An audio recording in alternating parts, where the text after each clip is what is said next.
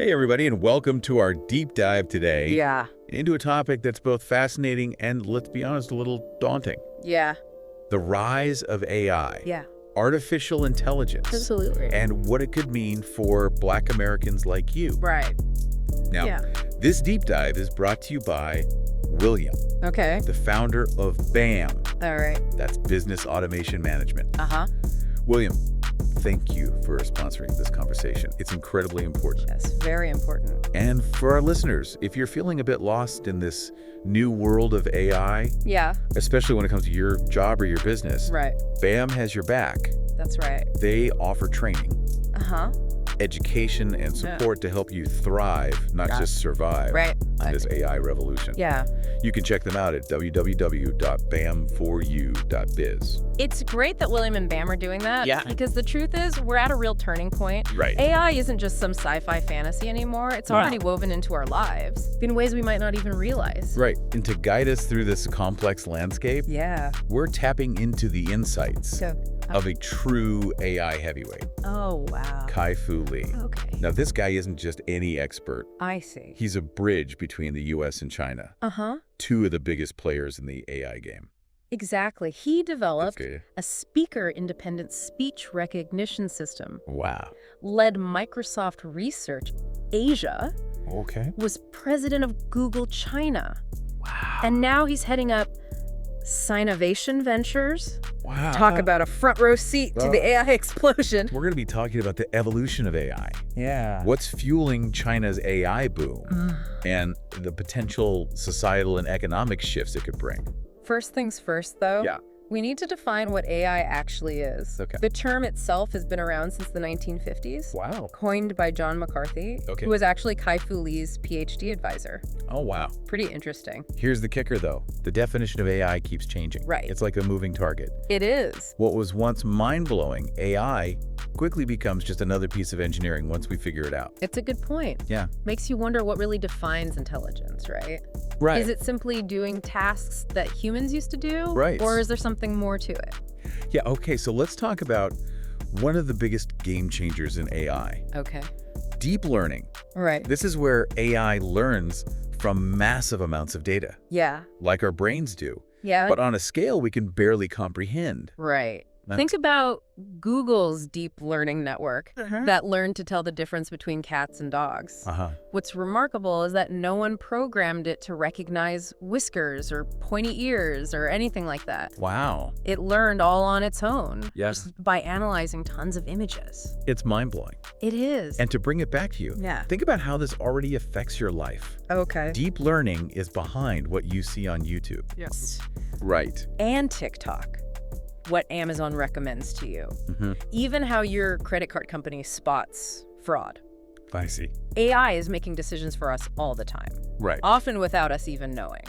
It really underscores how pervasive AI is becoming. Right. It's not just in labs anymore. It's Yeah. in every corner of our lives. Yeah.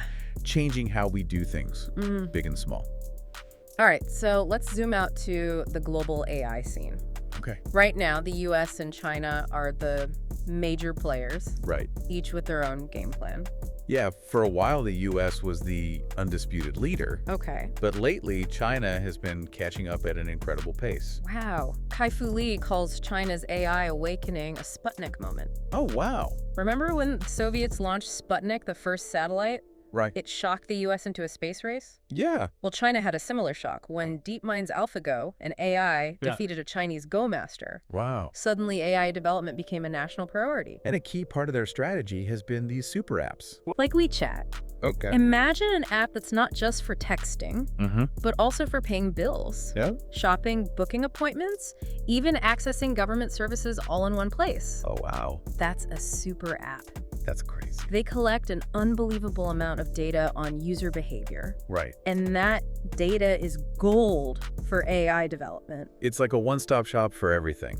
It is. And that means they have this massive pool of data to train their AI. Right. Makes you wonder about the trade-offs between convenience and privacy, doesn't it? Absolutely. But data isn't their only advantage. Okay. China also has a huge pool of engineers, Okay. a rapidly growing research scene, Uh-huh. a super competitive entrepreneurial spirit, Okay. and government policies that are all about pushing AI forward. In contrast, the U.S. has a more, let's say, gentlemanly approach. Okay. We have individual companies competing. Yeah. Which leads to a lot of innovation, Huh. especially in things like business applications and cloud computing. Kai-Fu Lee describes it as gentlemanly competition in the U.S. Okay. versus a gladiatorial approach in China. Wow. That's a pretty striking difference. It is. And it explains why we haven't seen these all-encompassing super apps Right. take off in the U.S. Yeah. the way they have in China. So who's going to win this AI race? Right. It's hard to say, but one thing's for sure. Yeah. Both the U.S. and China are pushing the boundaries Mhm. of what's possible, Right. and the impact will be felt worldwide, Absolutely. including here in Black communities across America, Yeah. for sure. And that brings us to one of the biggest concerns with all this, Okay. the impact AI could have on jobs Right. and the future of work. Absolutely. Is it going to create mass unemployment Yeah. or open up new opportunities? Yeah. What do you think? That's the million-dollar question, right? It is. It's something a lot of us are worried about, Yeah. especially in the Black community, Right. where we've historically faced barriers in the job market. Yeah. But Kai-Fu Lee has some interesting ideas Okay. about how this might play out. He believes that some jobs Okay. are more vulnerable to automation than others. Okay. He breaks it down Uh-huh. into this 4-quadrant framework Oh. based on creativity and compassion. Okay, so walk me through that. Okay. How does that work? Think about jobs that are low in both creativity and compassion, Okay. like repetitive tasks in manufacturing or data entry. Okay. Those are the ones Yeah. most likely to be taken over by AI. That makes sense. But what about jobs that need that human touch? Right, Like in healthcare or education? right. Surely AI can't replace that, right? Kai-Fu Lee argues that those jobs high in compassion, Okay. maybe lower in creativity, are actually likely to grow. Okay. AI can be a tool in those fields, Right. but it can't replicate the human connection and care that's so vital. So there's hope for those of us who are all about that human connection. But what about the folks in fields like scientific research or software development? Yeah. Jobs that require a lot of creativity, Yeah. but maybe not as much direct compassion. Those roles are probably going to be enhanced by AI tools. Okay. Imagine AI as a superpowered assistant, Right. boosting productivity and innovation, Yeah. but not completely replacing humans. And then there are the jobs that need both high creativity and compassion, Right. like leadership positions or those dealing with complex decisions that involve a lot of emotions. Uh-huh. What happens to those? Those will likely stay in human hands, Okay. although AI will probably play a supporting role. So it sounds like Yeah. the main takeaway here is that AI will definitely change the job market, It will? but it won't eliminate it entirely. Right. That's a bit reassuring, but it still raises the issue of job displacement. It does. How do we prepare for a future where a lot of traditional jobs might not exist anymore? Yeah. That's a big concern for Black Americans who already face higher unemployment rates. Kai-Fu Lee stresses the importance of adaptability and lifelong learning. Okay. We need to equip people with the skills to navigate a constantly evolving job market. Right. This means things like retraining programs, Uh-huh. education systems that focus on critical thinking and problem solving, Okay. and a societal shift towards embracing new technologies and career paths. Okay. It's about being able to evolve as the world changes around us. And remember, William and Bam, Yes, they're stepping up to provide exactly that kind of support. that's great. Helping people, especially in the Black community, Yeah. get the skills they need for these new AI-driven jobs. It's fantastic that they're taking that initiative because this isn't just about individual workers. It's Yeah. about entire communities. Okay. And let's not forget that AI has the potential to create jobs we haven't even imagined yet. Right. Just look at what the internet did, Yeah. spawn whole new industries. Yeah. AI could do the same. It's like we're standing on the edge of a whole new world, right? It's exciting, but also a little scary. Yeah. But let's shift gears a bit Okay. and talk about another concern, one that's particularly relevant to the Black community: Yeah. wealth inequality. Yeah. If AI creates all this wealth, who benefits? Right. Will it be concentrated at the top, or will it be more evenly distributed? Uh-huh. We've seen how economic disparities have historically impacted Black Americans. Right.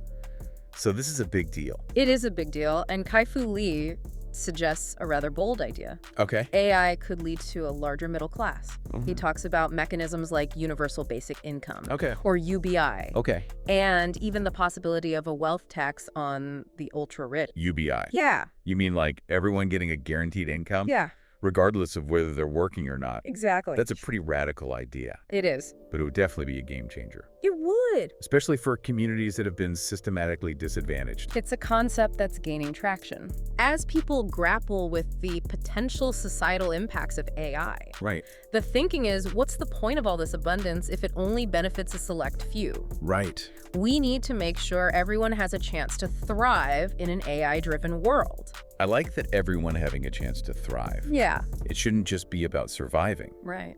But how do we make sure AI is used to empower Black Americans specifically? Yeah. How do we make sure it doesn't just reinforce existing inequalities? That's where things get tricky. Yeah. We have to be very deliberate about how AI is developed and used. Right. We need to be aware of the potential for bias and make sure that AI systems are designed to be fair and equitable for everyone, regardless of race or background. One thing that comes to mind is education. Okay. How can AI be used to improve education? Yeah. Especially for Black students who might not have access to the best resources. Right. Could AI be used to level the playing field? That's a great question, and it's something Kai-Fu Lee is passionate about. He envisions a future where AI companions personalize learning, Yeah. making it engaging and tailored to each student's needs. It's like having your own personal tutor available 24/7. Exactly. That would be amazing, especially for kids who might not have that kind of support at home or in their schools. Exactly. AI has the potential to unlock so much human potential, Right. especially for those who have been historically marginalized. It sounds like a really powerful tool, but there's also that dark side, right? Right. Like, what if AI ends up reinforcing existing biases instead of breaking them down? That's a legitimate concern. Yeah. If AI systems are trained on biased data, they can perpetuate and even amplify those biases in their decision-making. Right. It's like teaching a child prejudice. Right. They learn what they're exposed to. And we've seen how that can play out in real life, Yeah. like with facial recognition technology being less accurate at identifying Black faces. Right. That can have serious consequences, Absolutely. especially in areas like law enforcement. It's a stark reminder that we can't just blindly trust AI. Yeah. We need to be aware of its limitations and potential pitfalls, especially when it comes to issues of race and equality. So how do we make sure AI is used for good, for progress, Right. especially when it comes to the Black community? Yeah. What can we do as individuals to push for that? That's a question we'll explore in our next and final part. Okay. We've covered a lot of ground, but the conversation about AI and its impact, especially on Black Americans, is just beginning. All right, we're back for the final part of our deep dive into AI and what it means for Black Americans. Right. We've talked about the global AI landscape, Yes. the potential impact on jobs, Uh-huh. the risk of widening wealth inequality, Right. and even the possibility of AI perpetuating existing biases. Absolutely. It's a lot to process. It is, and it's clear that AI is here to stay. Right. It's already changing our world Yeah. in ways we're just beginning to understand, and its impact is only going to grow. So, given everything we've discussed, Yeah. what does the future hold? Right. Will AI be a force for good in the Black community, Uh-huh. or will it exacerbate the challenges we already face? I think the answer depends on us. Okay. We have a choice to make. Yeah. Will we let AI deepen existing inequalities? Right. Or will we use it to create a more just and equitable society, particularly for Black Americans? Right. It's not predetermined. It's a future we're actively shaping. Okay, so how do we do that? Yeah, right. How do we make sure AI is a force for good, Yeah. especially for those who have historically been left behind? Mm-hmm. What can we do, not just as a society, Right. but as individuals? One of the most important things is to be informed and engaged. Okay. We need to educate ourselves about AI, Uh-huh. understand its potential and its limitations, Right. and participate in the conversations about how it's being developed and used. Right. We can't just be passive observers. It's like that saying, Yeah. if you're not at the table, you're on the menu. We have to be active participants in shaping the future of AI, We do. especially when it comes to its impact on the Black community. Absolutely. And that means supporting organizations like BAM Yes. that are working to equip Black Americans with the knowledge and skills they need to thrive in this new AI-driven world. Absolutely. Yeah. William and his team at BAM are doing incredible work. They are. I encourage all our listeners to check them out at www.bam4u.biz. Yes. They offer training, education, and support to help you navigate this new landscape Right. and even start your own AI-powered businesses. Yeah. Don't be afraid to reach out and see how they can help you. And beyond supporting organizations like BAM, Okay. we can also demand more from our policymakers and tech leaders. Right. We need to push for ethical guidelines and regulations that ensure AI is developed and used responsibly and equitably. Right. It can't just be about profits and technological advancement. It can. We need to prioritize fairness, transparency, and accountability. Yep. Especially when it comes to AI systems that have the potential to impact people's lives in such profound ways. We also need to be mindful of the potential for bias Right. and work to mitigate it. Yeah. That means making sure AI systems are trained on diverse data sets that represent the full spectrum of human experiences. Okay.